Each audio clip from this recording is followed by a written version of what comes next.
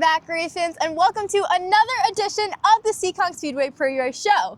I'm your host, Giuliana Vanasse, joined by announcer Brady Coutu. We are in the middle of the infield, and we are gearing up for one of the biggest weekends here at the action track of the East. Yeah, and honestly, Giuliana, if you're a race fan, this is one of those weekends that you circle on that calendar. 3 straight days of action here at the best place in the world. Yeah, Fast Friday on Friday night, NASCAR Saturday night, monster trucks and the spectator drags on Sunday. It's going to be a lot of fun. That's a pretty good way to spend a June weekend, especially for Father's Day. Yeah, absolutely. The weather is heating up, and so are these championship battles across every division. We're going to break down everything the fans need to know before heading to Seekonk Speedway this weekend. Let's start off with the NASCAR Saturday night.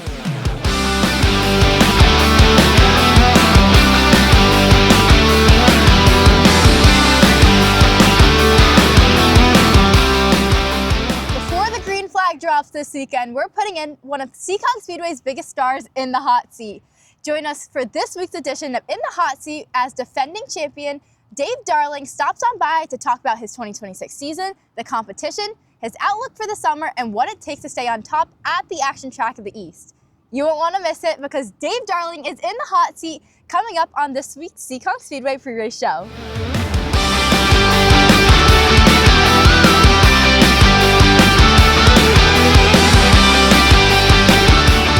Welcome back, race fans. It's Giuliana Vanasse. Today we're back in the hot seat with G. I'm here with 9-time champion and driver of the number 52 Pro Stock, Dave Darling. Dave, how are you doing today? I'm good. How are you? I'm great.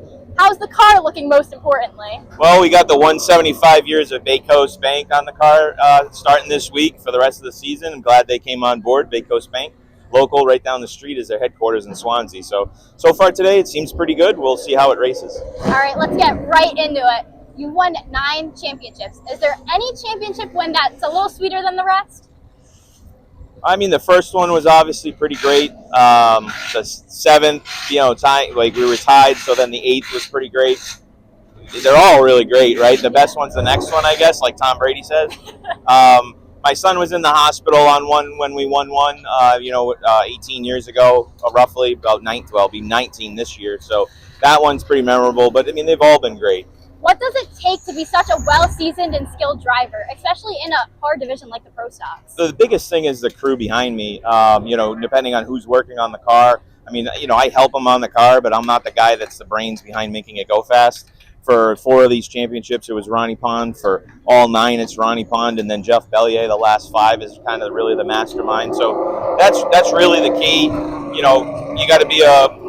You got to be there at the end of the race. You can't win the race on lap 1. That's part of the driving part of it. But having fast cars is obviously the most important. What's your mindset when you're driving tonight? You have 60 laps. That's a longer race. So what's going through your head while you're navigating those laps? Trying not to get caught up in somebody else's mess, letting the laps click off, trying to save the tires to get to the end of the race. And then, some races you think you don't really have a car to win, and then the way the race plays out, you're the best car at the end. The Pro Stocks, it's a pretty wild division. There's some veterans, there's some newbies. What's it like racing with the next generation, and how has it changed throughout the years? I realize I'm the old guy now. I was, when I was racing with your dad, he and I were the young guys, and now your brother's racing, and then you're not in a stroller anymore, so I realize I'm old. That's kind of what it's like. It's definitely different. The younger generation coming up throughs watch different racing than I grew up watching. We grew up with respect and, untold written rules kind of on the track. And I try to race guys how I want to be raced. And hopefully that's the way we continue. You've had an astonishing career. What does a perfect 2026 look like to you to keep that momentum up? The car looking like this every week and finishing top 5s. Thank you so much for talking with me. You did a great job and good luck tonight.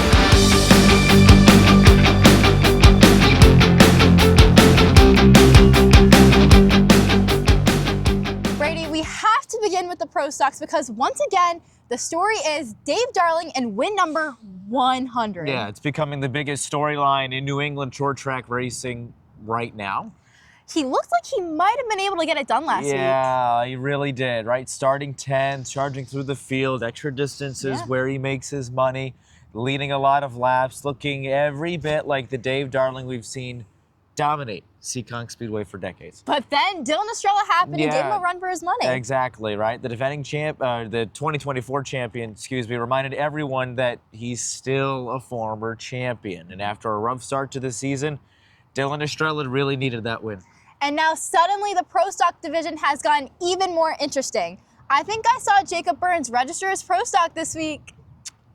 You might have. You may not have, but you still have Darling trying for number 100, right? Estrella has momentum. Nicholas Scola has quietly posted 3 top 5s in 3 races. Mike Brightman has speed. Kenny Spencer has speed. Colby Fournier is always dangerous. So if you add Burns into that mix, it makes this division just that more fun. All right, Brady, now for your favorite part. What is your prediction? I think Dave Darling gets it done. I think Dave Darling wins race number 100. That's a pretty solid prediction, especially seeing how he's been going this season. Yeah, I know. Feeling pretty good about it. Might go to Tiverton, right? Sports book, why not? All right.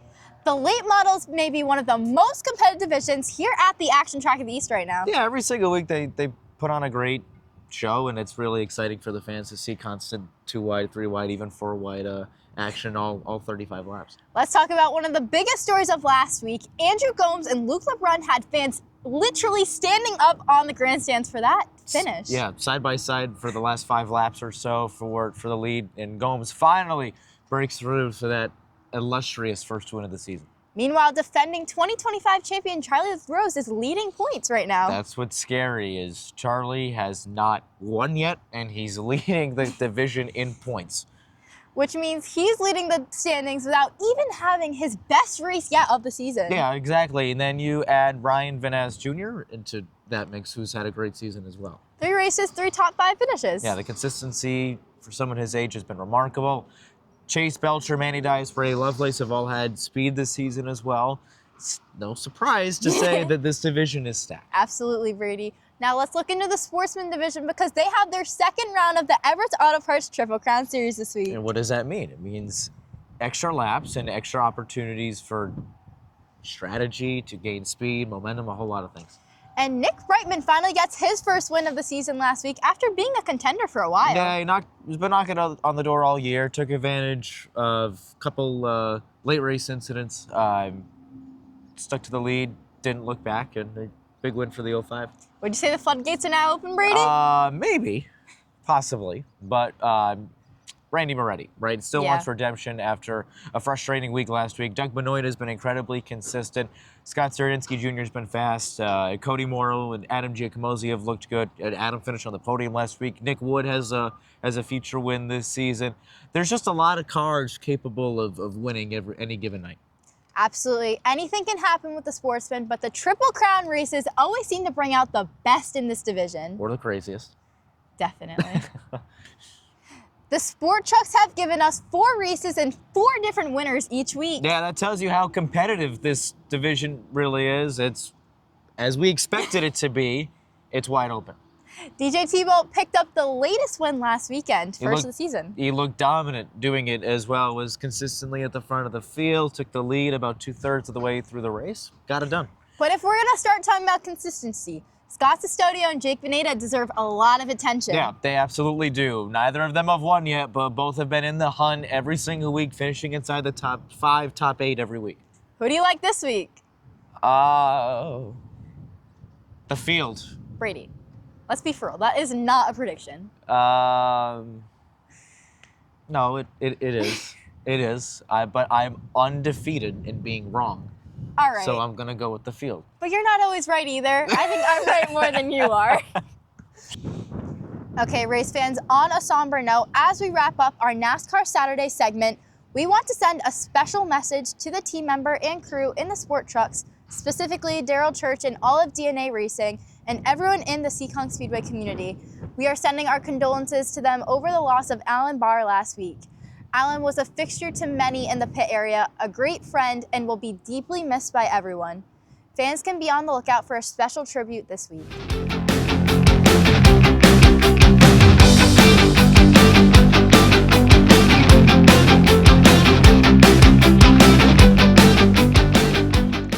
All right, that's all for NASCAR Saturday. Let's start talking Fast Friday, where the future stars of Seekonk Speedway continue to put on a show week in and week out.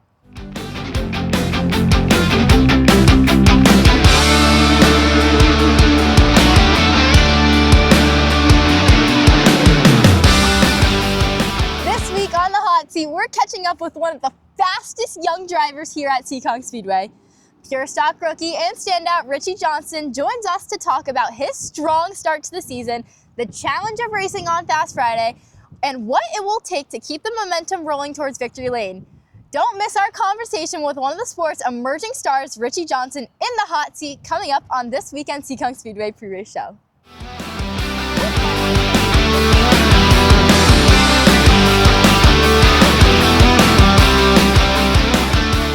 Giuliana Vanasse, we're back in the hot seat with G. I'm here with rookie and pure stock driver, the number 8, Richie Johnson. Richie, you've raced everything from enduros here at Seekonk Speedway to Sport Force to now pure stocks. How has changing division shaped you as a driver? It's definitely been a lot different, being a rear-wheel drive car, a lot heavier, about 1,000 pounds heavier. So I've definitely so far enjoyed the challenge of really learning how to drive a rear-wheel drive car. But just out here trying to learn, keep it in one piece, and see what we can do our rookie year. So far, you started your rookie year with a bang. You finished with a win week 1, and then you got on the podium last week. What has contributed to that success?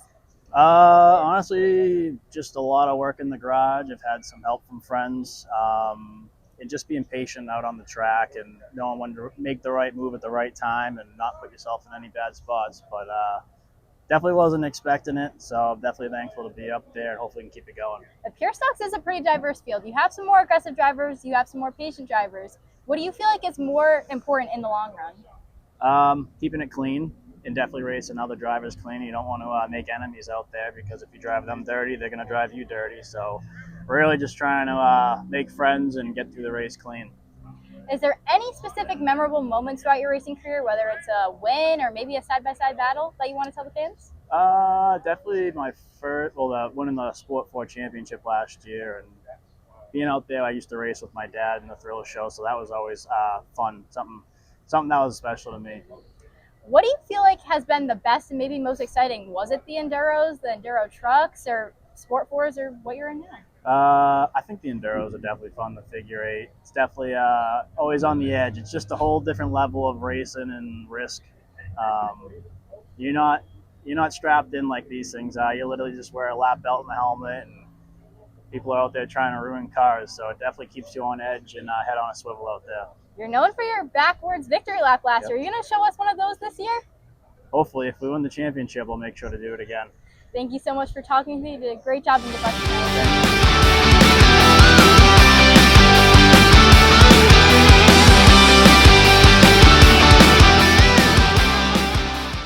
Jacob Rowdy Burns has become one of the hottest drivers on Friday nights. Yeah, 2 straight wins after not taking the green flag week 1. He looks like Jacob Rowdy Burns. And now everyone is starting to chase him down, and there's definitely a spotlight on him. There is, and the challenge now for Jake is that he doesn't make many mistakes, because there's a lot of drivers in this division that will capitalize on you when you make a mistake. Just like Mason Tessier, he's been knocking on the door, and he's been strong and consistent all year so far. Yeah, finished on the podium last week, but Richie Helger Jr., Chase Sylvia, Isaiah Newcomb, and Brody Wakefield have all looked fast, consistently finished on the podium and in the top 5. So there is a lot of talent trying to stop Burns. Speaking of top 5, points is pretty heavy. The top 2 are tied, Richie Helger and Mason Tessier. And then the 3 spots after that, they're also all tied. So the Legends division is no doubt packed. One of the coolest moments of the season happened last week in the Pure Stocks. Yeah, Bobby Betancourt III scored his first career victory. So he's been trying for a couple years now. Yeah. So nice to see him in his dad's colors too, right? The red, white, and blue number 21. Great to see Bobby finally get that first win. And he's risen through the divisions. He started off in the Bandoleros, and seeing him capture his first career win was awesome. You love to see moments like that, Brady. You absolutely do, but there's other people behind him now, right? Yeah. Brent Robideau is hungry. Ethan Souza has been fast. He's picked up a win. Richie Johnson won on opening night. This division, it's talented. It definitely feels like one of the deepest pure stock fields we've seen in a while. Yeah, no question about that. We've got about 7, 8, maybe possibly 10 cars any given night that could go out and win a race. The Bandits have been all about Landon Solomito lately. After a tough break in his season opener, he's really started to turn things around in a hurry. Yeah, he certainly has done that, right? After that DNF in week 1, Landon has responded exactly the way a championship contender would. Absolutely. He's had back-to-back wins, and he's been fast every time he's hit the track and has quickly become the driver everyone is chasing.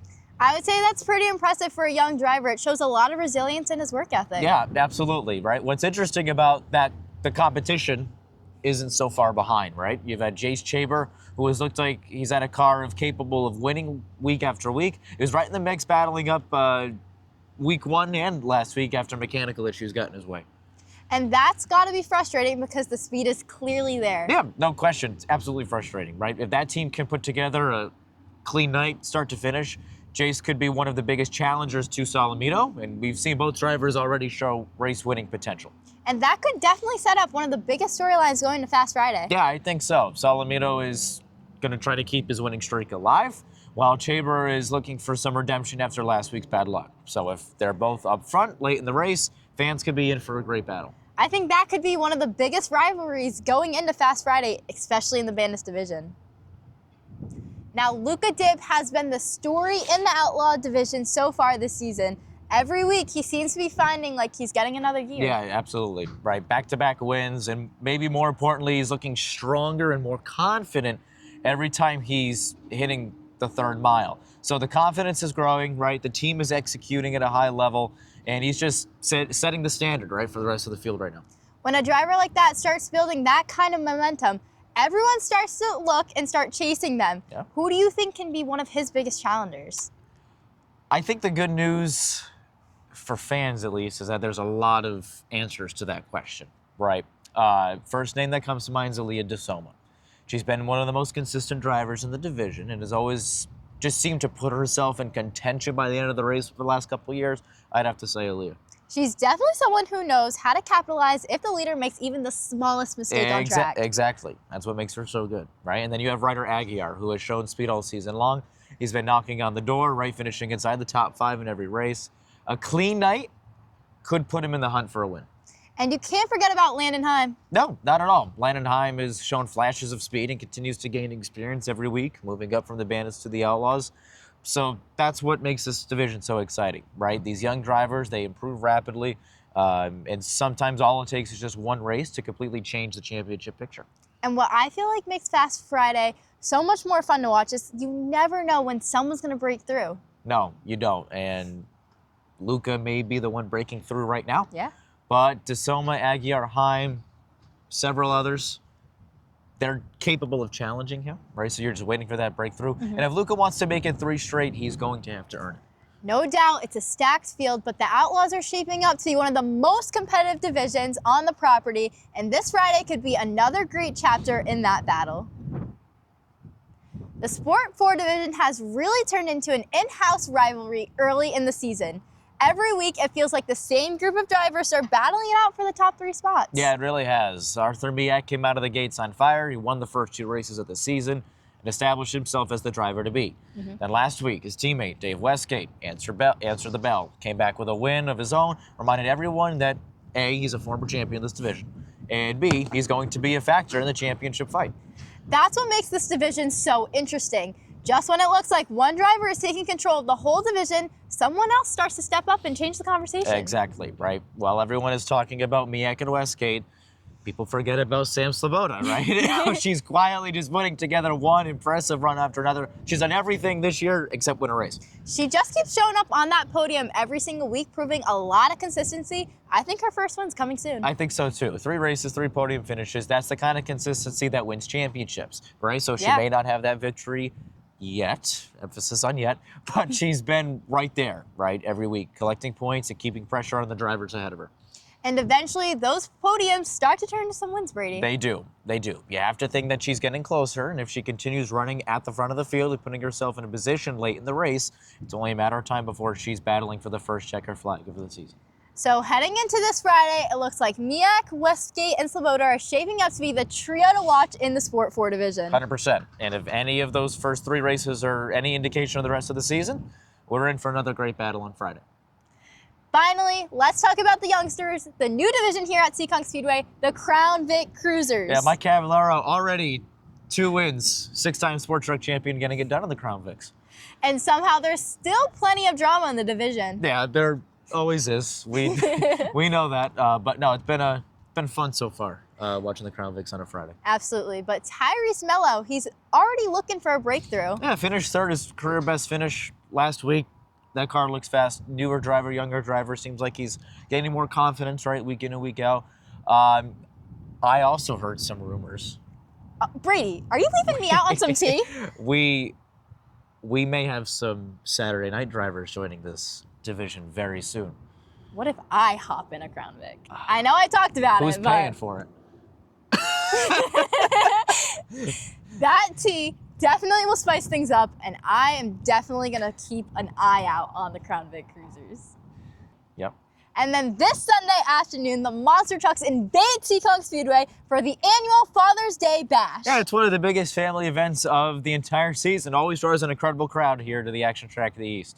Fans will definitely want to get here early because the free pit party only runs from 11:30 in the morning until 1 p.m.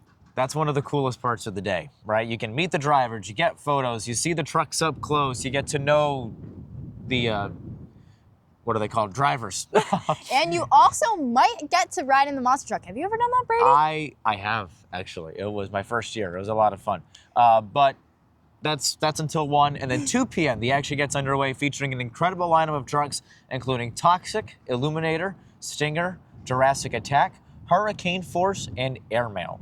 6 trucks, huge horsepower, and plenty of car-crushing action. Not just the monster trucks, though. One of the fan favorites returns as the East Coast Towing and Recovery Spectator Drags also take center stage. Honestly, you'll see some of the best racing you've seen all year. Yeah, absolutely. There's something about watching those everyday cars and those everyday drivers line up door to door, side by side, with nothing but bragging rights on the line, right? So those races are incredibly close, and the competition is always intense, and the crowd absolutely loves it. You never know what you're going to see in the spectator drags. Maybe Brady and I will even hop in soon. No, but that's what makes them so entertaining, right? You get minivans, pickups, the Ford Flex, right?